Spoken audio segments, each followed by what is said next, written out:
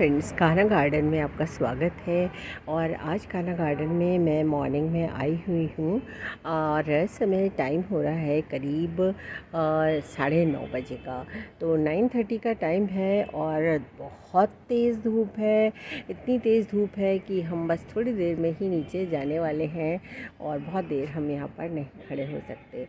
तो ये हालत है आजकल पुणे की। मेरे हस्बैंड भी वॉक कर रहे हैं थोड़ा सा गार्डन में आकर। तो बहुत देर हम यहाँ पे आजकल इस समय 9 बजे के बाद कुछ काम नहीं कर सकते हैं। तो आज मैं आपको थोड़ा गार्डन दिखा रही हूँ कि कैसा हो रहा है गार्डन आजकल हमारा। तो गर्मी का ज़िक्र मैंने कर ही दिया कि काफ़ी गर्म तो हो ही गया है पुणे में। और गर्म जैसे जैसे होता जाता है तो हमारे सकलेंट्स थोड़े बेचारे परेशान हो जाते हैं और हम जगह तलाशने लगते हैं कि इनको थोड़ा छाँव दे दें, बट छाँव ज़्यादा मिलती नहीं है। तो मोस्टली सकलेंट्स थोड़े से मुझे परेशान दिख रहे हैं। कुछ अच्छे भी हो रहे हैं और बट ज़्यादातर मुझे थोड़े से सैड दिख रहे हैं। तो यही हालत एडेनियम की भी हो जाती है। वैसे एडेनियम तो एक डेज़र्ट रोज़ कहा जाता है और ये भी कहा जाता है कि इसको बहुत धूप चाहिए। बट धूप जब बहुत ज़्यादा हो जाती है और बहुत ही तेज़ सूरज चमकने लगता है तो एडेनियम्स भी थोड़े परेशान हो जाते हैं। और शाम को बहुत अच्छे से हमें वाटरिंग इनमें भी करनी पड़ती है। फिर भी सारे एडेनियम्स फ्लावरिंग कर रहे हैं। कुछ दिन पहले मैंने काफ़ी एडेनियम्स की रिपोर्टिंग की, इनमें खाद वगैरह डाली, उनकी मिट्टी भी चेंज की है बहुत सारों की। और कुछ एडेनियम हम न्यू लाए थे, कुछ नए भी परचेज़ करे हैं, तो वो भी मैं आपको दिखाऊंगी। तो काफ़ी सारे नेम भी हो गए हैं आजकल और सकलेंट भी बहुत सारे मेरे गार्डन में हो गए हैं। कुछ सकलेंट्स मैंने परचेज़ किए हैं और कुछ मैंने वैसे ही अपने आप एक ही दो के चार करके प्रोवोकेट करके बनाए हैं। तो इस तरह से सकलेंट्स भी बहुत सारे हो गए हैं। तो अब समस्या आ जाती है फ्रेंड्स कि सकलेंट्स को रखा कहाँ जाए। तो इसके लिए मैंने बहुत सारी अपनी पुरानी टेबल्स जो कि घर में हो ही जाती हैं सभी के, तो वो मैंने सारी टेरेस पे पहुंचा दी हैं। जिनको कि यूज़ नहीं करना है उनमें कुछ प्लास्टिक की टेबल्स थी और कुछ थी वुडन टेबल्स भी। तो एक्चुअली वुडन टेबल्स छत पे ख़राब हो जाती हैं क्योंकि अगर आप उनको ले आते हैं ऊपर और पानी वगैरह डालते हैं तो वुडन चीज़ें ख़राब हो जाती हैं। तो हमने किया ये कि वो सारी वुडन टेबल्स जो थी उनको हमने किया कवर एक प्लास्टिक से। तो मैं दिखाती हूँ किस तरह से हम उनको कवर करते हैं। तो ये हैं सब टेबल्स, इनको हम कवर कर देते हैं इस तरह की प्लास्टिक से। तो ये हम पुराने जो बिछाने वाले हमारे मेज़ पुश होते हैं प्लास्टिक के, जो ख़राब हो जाते हैं डाइनिंग टेबल पे हम यूज़ करते रहते हैं, उन सबको मैं रखती जाती हूँ और यूज़ नहीं करते हैं और नए आ जाते हैं तो वो पुराने वाले मैं फेंकती नहीं हूँ और उन सबको भी मैं अपने टेरेस पे यूज़ कर लेती हूँ इस तरह टेबल पर बिछा बिछा के। तो ये छोटी छोटी टेबल्स जो हम लेके आए हैं उनमें मोस्टली हमने सकलेंट्स रख दिए हैं या फिर रख दिए हैं बेबी एडेनियम्स। तो बेबी एडेनियम्स भी बहुत सारे इन पे रखे हुए हैं और सारे सकलेंट्स भी मैंने इन पे ही रख दिए हैं। आजकल तो सबसे सुंदर एडेनियम हो रहे हैं क्योंकि ज़्यादातर एडेनियम जो है वो फ्लावरिंग कर रहे हैं। हालांकि पहले मैंने ज़िक्र किया था कि धूप की वजह से ये बहुत सूख भी जाते हैं शाम तक। और ख़ास समस्या आती है बेबी एडेनियम्स में। जो बहुत छोटे एडेनियम्स हैं उनको ज़्यादा मॉइस्चर चाहिए होता है, तो शाम तक जब वो पूरी तरह से उनकी मिट्टी सूख जाती है तो उनका कॉर्डेक्स बहुत पिचक सा जाता है और वो ख़राब दिखने लगते हैं। तो बेबी एडेनियम्स को मैं कोशिश कर रही हूँ कि ऐसी जगह दे दूँ जहाँ पे बहुत ज़्यादा धूप ना आए। तो कुछ प्लांट्स मैंने न्यू भी परचेज़ किए हैं, उनमें ये कनेर का प्लांट भी है। पहले मेरे पास ढेर सारे कनेर के प्लांट्स थे जो कि मैंने धीरे धीरे अपने गार्डन से हटा दिए थे क्योंकि बहुत सारे प्लांट्स हो गए थे मेरे पास गार्डन में। पर अब एक ऐसा टाइम आया कि मुझे वापस ही कनेर परचेज़ करने पड़े। तो उनमें से ही एक ये कनेर का प्लांट है जो कि अभी बहुत छोटा है और मेरा न्यूली परचेज़ प्लांट है ये। जैसे मैं बता रही थी कि पुणे में तो आ चुकी हैं बहुत गर्मियाँ, तो गर्मियों के सबसे खूबसूरत फ्लावरिंग प्लांट होते हैं पोर्चुलिका और पर्सलिन। तो वो मैंने बहुत सारे अब लगा दिए हैं, बहुत सारे सनी एरियाज़ में पोर्चुलिका और पर्सलिन मैंने लगा दिए हैं। तो धीरे धीरे ये बड़े हो रहे हैं और इनमें बर्ड्स भी आना शुरू हो रही हैं। तब कुछ दिनों बाद कान्हा गार्डन और भी खूबसूरत हो जाएगा, क्योंकि पर्सलिन और पोर्चुलिका खिलने लगेंगे।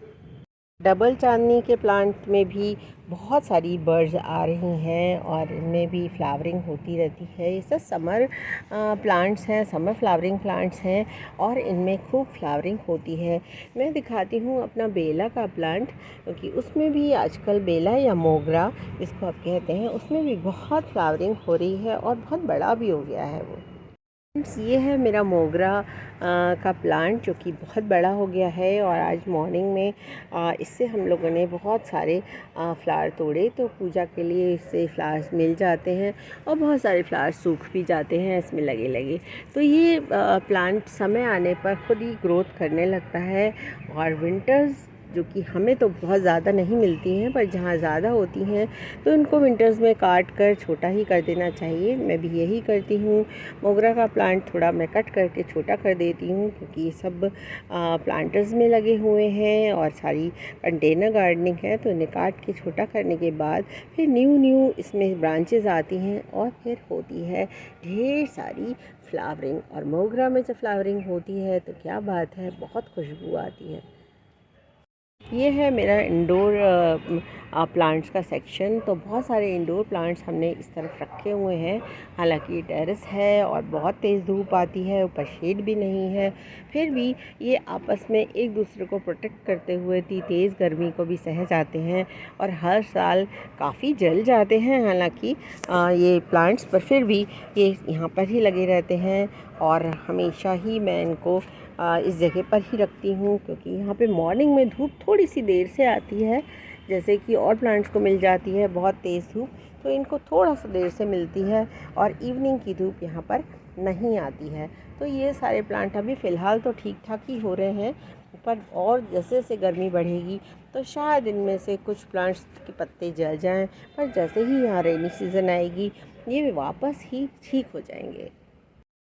इस जगह पे मैंने फिडल लीफ फिग भी लगा रखे हैं। फिडल लीफ फिग जो कि कहा जाता है कि ऐसा ऑर्नामेंटल प्लांट है जिसको आपको इंडोर ही रखना चाहिए, पर फ्रेंड्स मेरा एक्सपीरियंस थोड़ा सा अलग है। मैं इसको अपने टेरेस पर ही रखती हूँ थोड़ा सा, हालांकि मुझे प्रोटेक्शन की ज़रूरत होती है। तो देखिए मैंने कैसे प्रोटेक्ट किया हुआ है। कुछ हैंगिंग बास्केट्स इनके ऊपर ही लगा रखी हैं, जिससे कि इनको छाँव मिलती रहती है।